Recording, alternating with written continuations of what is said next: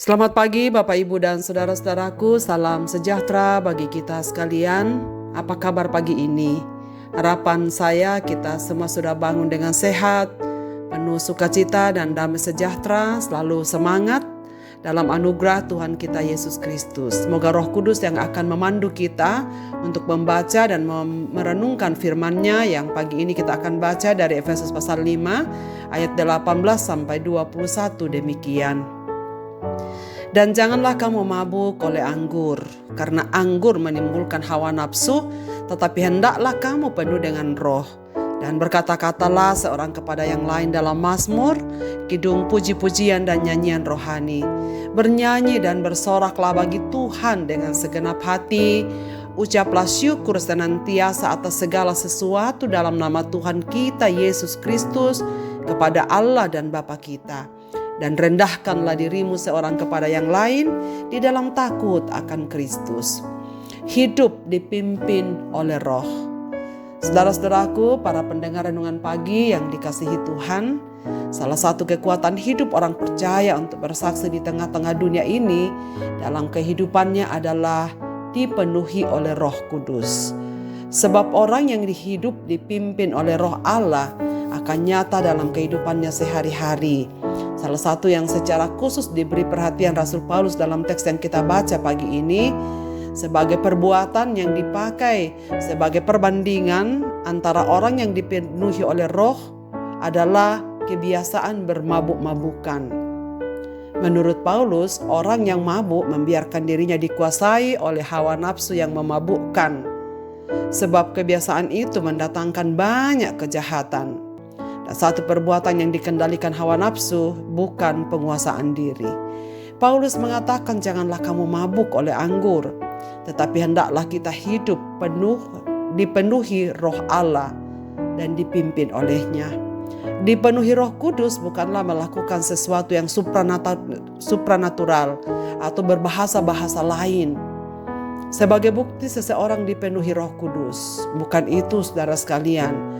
Tetapi hidup yang dipenuhi oleh Roh Kudus yang dimaksudkan Paulus di dalam bagian ini adalah hidup yang dikuasai Roh Kudus, yang dampaknya dalam kehidupan sehari-hari begitu nyata melalui perkataan dan perbuatan seseorang untuk kemuliaan Tuhan. Dampak orang yang sudah hidup dalam pimpinan Roh Kudus sangat jelas, tidak lagi bermabuk-mabukan baik oleh anggur atau apapun yang menguasai dirinya. Sebab orang yang masih mabuk-mabukan berarti masih dikuasai oleh kedagingannya dan belum hidup menguasai dan mengontrol dirinya dan membiarkan dirinya dipimpin oleh Roh Kudus. Perkara mabuk memang masih sangat sering menjadi penyakit masyarakat, penyakit sosial yang menimbulkan berbagai persoalan-persoalan dalam masyarakat.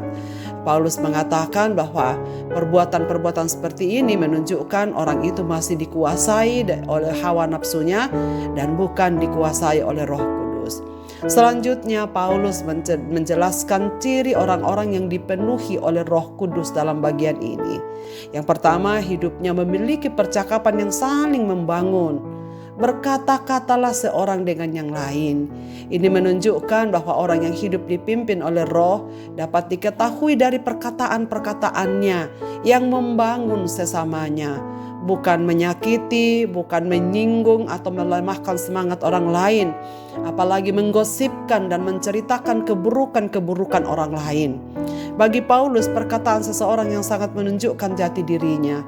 Jadi kita bisa mengenali siapakah kita, saudara sekalian, dengan mengevaluasi perkataan-perkataan apa yang paling sering terucap dari mulut kita. Apakah kita dipimpin oleh Roh atau tidak? Kita dapat mengenalinya dengan apa yang sering kali terucap dari perkataan-perkataan kita di setiap hari. Paulus mengajak pembacanya supaya belajar berkata-kata dan saling menyapa dengan membangun orang lain melalui mazmur, himne, nyanyian-nyanyian rohani sebagai bukti Roh Kudus memimpin kehidupannya.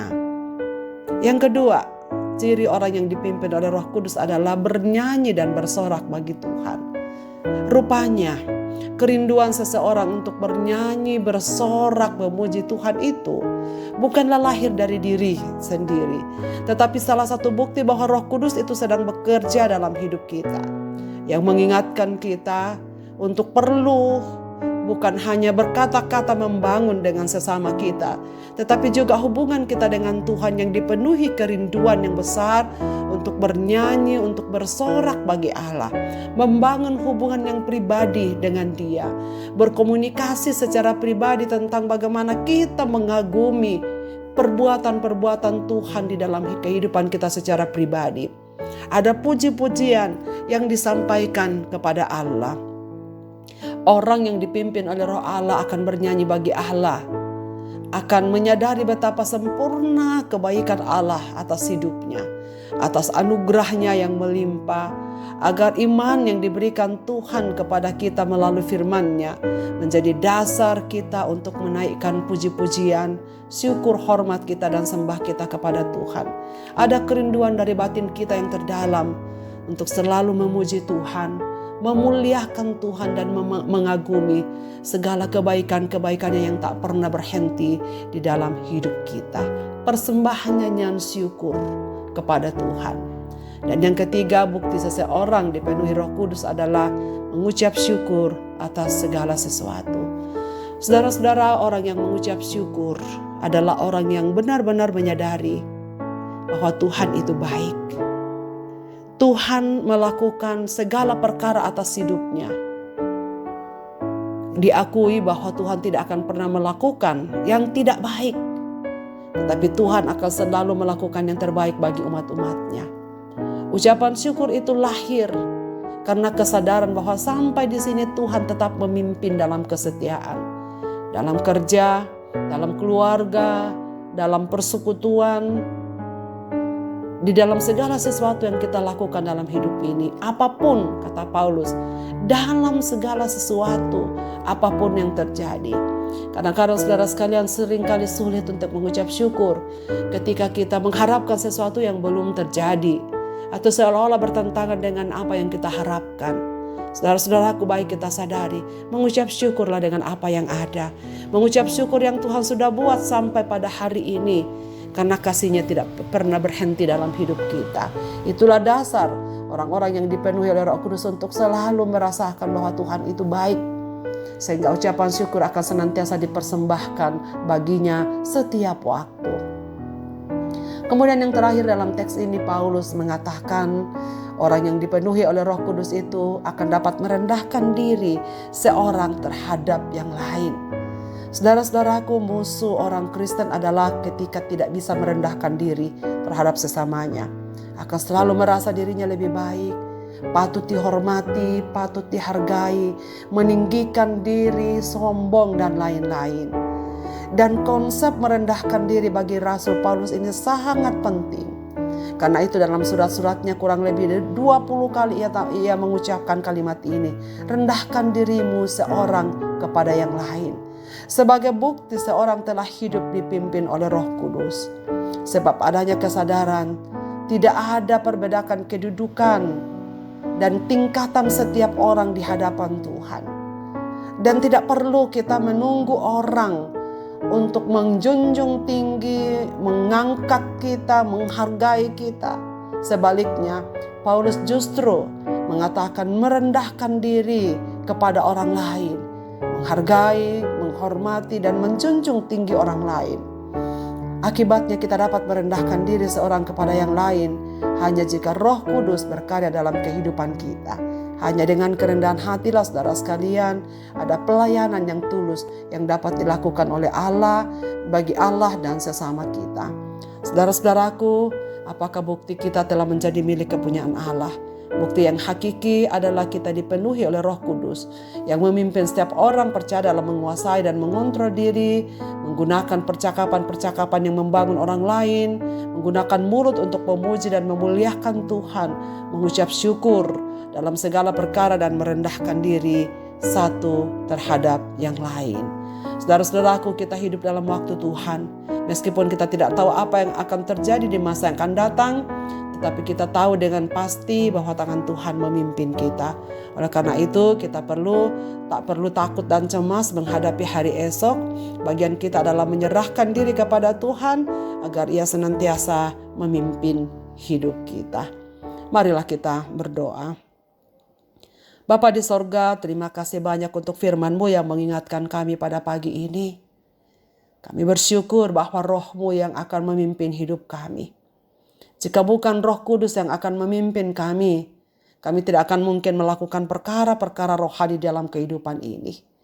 Bantulah kami ya Tuhan, supaya kami memiliki percakapan-percakapan yang membangun orang lain, bukannya melemahkan semangat orang lain. Tolonglah kami, supaya mulut kami, kata-kata kami, dipenuhi nyanyian dan sorak-sorai bagi nama-Mu. Atas dasar segala yang baik yang Tuhan kerjakan dalam hidup ini. Ajarlah kami untuk mengucap syukur dalam segala perkara. Karena itulah Tuhan pimpin. Sampai di sini Tuhan pimpin. Dan pimpinlah kami untuk belajar, untuk merendahkan diri seorang terhadap yang lain yang kami temui dalam hidup kami. Agar kehidupan kami sungguh-sungguh tetap menjadi berkat bagi banyak orang. Semua pendengar renungan pagi dimanapun mereka berada pagi ini, biarlah firman-Mu ini melekat dalam hidup kami untuk menjadi panduan kami menjalani panggilan hidup kami masing-masing.